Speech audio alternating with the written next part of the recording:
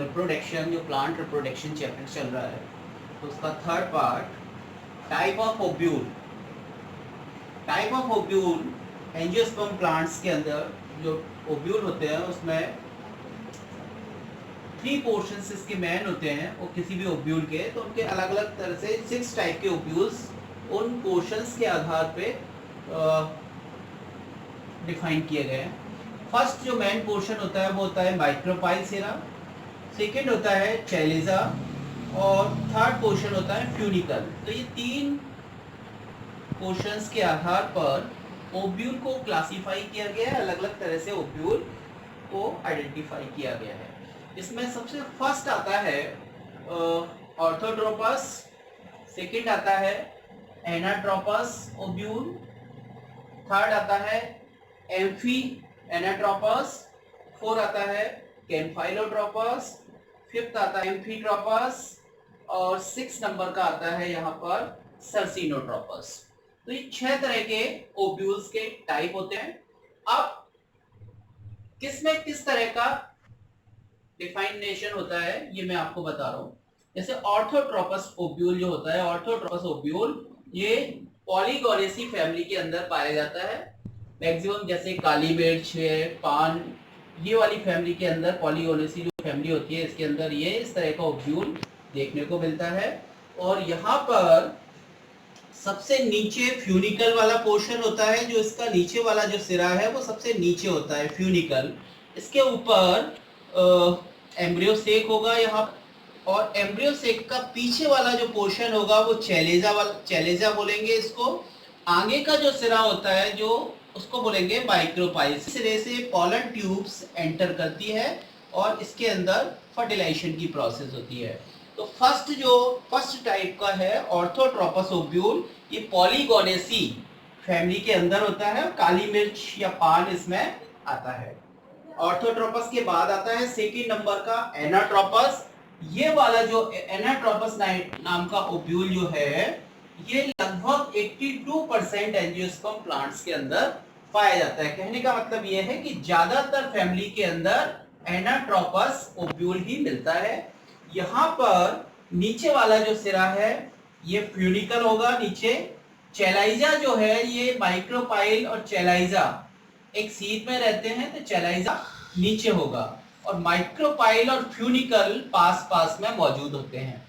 तो इस तरह का ये होगा। यहाँ पर बीच में न्यूसेलस, एम्ब्रियोसेक के बाद न्यूसेलस होगा जिसके अंदर एम्ब्रियोसेक फिक्स रहता है, सुरक्षित रहता है। एम्ब्रियोसेक सबसे बीच में होगा, एम्ब्रियोसेक के अंदर ये सेल्स डिवाइडेशन होगा।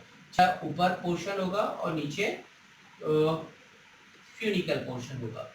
तो ये लेग्यूमिनेसी फैमिली या जितनी भी लेग्यूमिनेसी फैमिली है जैसे सरसों, मटर वगैरह, वो सॉरी सरसों में नहीं होता, सरसों में दूसरा होता है, मटर में या सैम में इस तरह का ये ओब्यूल होता है। लगभग 82 फैमिलीज में पाया जाता है, 82% फैमिली के अंदर ये एनाट्रोपस टाइप का पाया जाता है। इसके बाद थर्ड नंबर का आता है हेमी एम्फीट्रोपस। तो ये हेमी जो एम्फीट्रोपस है इसमें माइक्रोपाइल सिरा और चैलेजा सिरा आगे आमने सामने होता है और जस्ट 90 डिग्री पर फ्यूनिकल वाला पोर्शन होता है। तो देखने में इस तरह का दिखाई देता है और ये रेननकुलस फैमिली के अंदर पाया जाता है। रेननकुलस में जैसे पॉपी प्लांट्स आता है उसके अंदर इस तरह का पाया जाता है। तो यहाँ पर ये न्यूसेलस प्रेजेंट होता है, इसके अंदर ये एम्ब्रियोसेक होगा अंदर की साइड में, चैलेजा पीछे की साइड में होगा और माइक्रोपाइल सिरा आगे की साइड में होगा, फ्यूनिकल पोर्शन नीचे होगा। ये फ्यूनिकल है, चैलेजा, ये एम्ब्रियोसेक और इसके बाद ये वाला जो सिरा है ये इसको बोलेंगे हम न्यूसेलस। और न्यूसेलस के बाहर ये आउटर इंटेगुमेंट होता है और अंदर की साइड में इनर इंटेगुमेंट होता है। तो थर्ड नंबर का होता है हेमी एनाट्रोपस। इसके बाद 4 नंबर पे आते हैं कैम्फाइलोट्रोपस। कैम्फाइलोट्रोपस जो है कर्व टाइप का होता है, कर्व आकार में रहता है। तो यहाँ पर माइक्रोपाइल सिरा और चैलेजा एक कर्व की आकृति में रहता है यहाँ पर इस टाइप में, और यहाँ पर न्यूसेलस, इसके अंदर एम्ब्रियोसेक होगा और फ्यूनिकल नीचे की साइड में होगा, यहाँ पर फ्यूनिकल नीचे की साइड में होगा। इस तरह का जो है वो मस्टर्ड के अंदर पाया जाता है। और जितनी भी जितनी भी क्रूसीफर्स फैमिली होती है उनके अंदर इस तरह का ओब्यूल देखने को मिलता है। फिफ्थ नंबर का आता है एम्फी एनाट्रोपस। एम्फी एनाट्रोपस जैसे नींबू या संतरे में इस तरह का ओब्यूल होता है प्रेजेंट। यहाँ पर बीच में एम्ब्रियो सेक होगा, उसके बाद ये न्यूसेलस पोर्शन होगा जिसके अंदर एम्ब्रियो सेक है। इसके बाद यहाँ पर इनर इंटेग्यूमेंट और ये बाहर आउटर इंटेग्यूमेंट।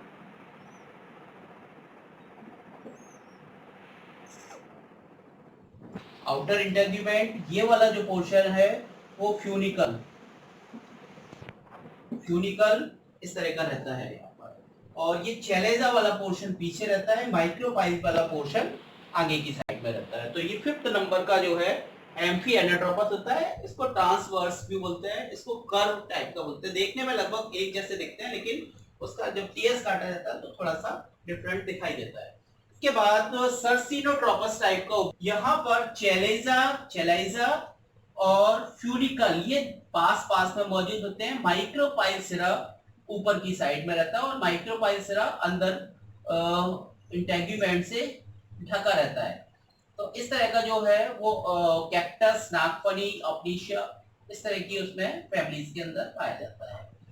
इसके बाद ये हो गया आपका टाइप ऑफ ओप्यूल। तो इस तरह से जितने भी एंजियोस्पर्म प्लांट्स होते हैं उसमें 6 टाइप के ओप्यूल देखने को मिलते हैं। सबसे पहले फर्स्ट आता है ऑर्थोट्रोपस, सेकंड आता है एनाट्रोपस, थर्ड आता है हेमी एनाट्रोपस, फोर्थ आता है कैम्फाइलोट्रोपस, फिफ्थ आता है एम्फी एनाट्रोपस और सिक्स्थ आता है सर्सिनोट्रोपस। इसके बाद हम एम्ब्रियो सेक के टाइप हैं।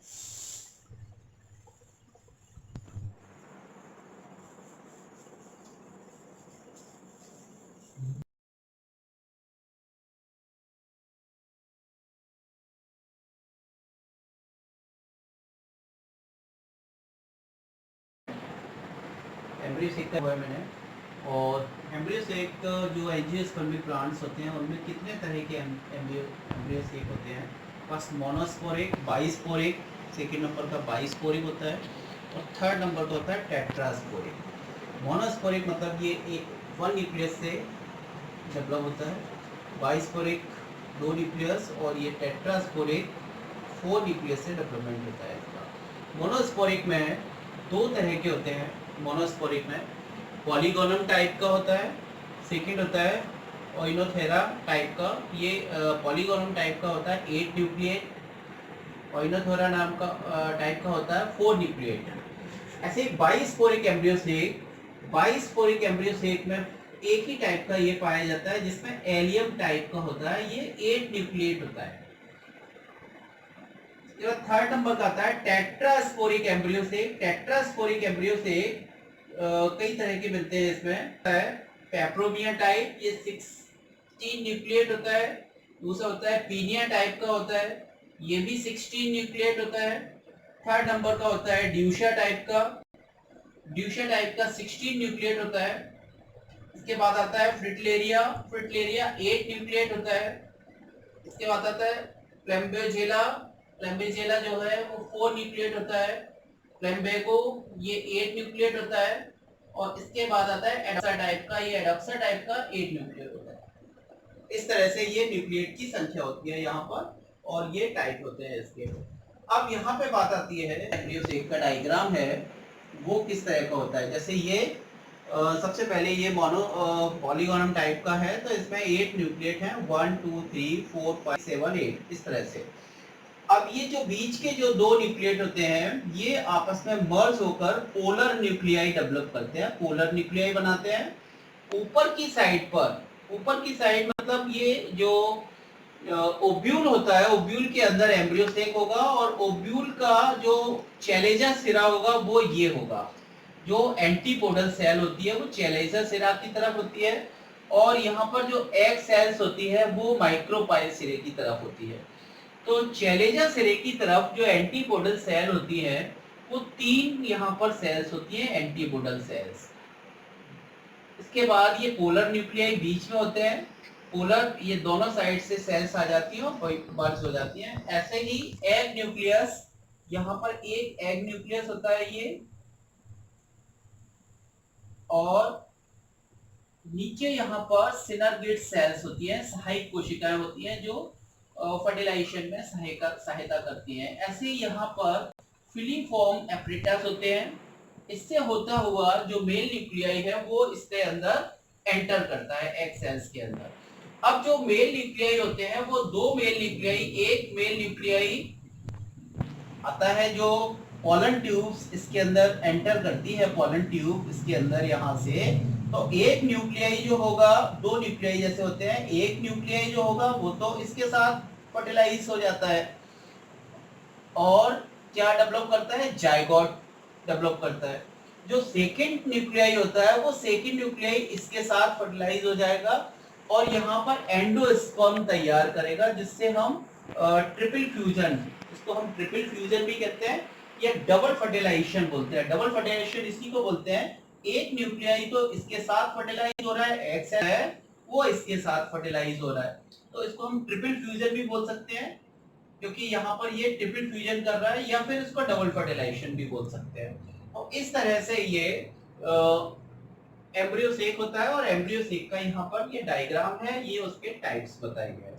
ठीक है, आप लोग हमारा चैनल जो देख रहे हैं इसके लिए सब्सक्राइब करें, ज्यादा से ज्यादा सब्सक्राइब करें जिससे नए वीडियो आपको मिल सके। धन्यवाद।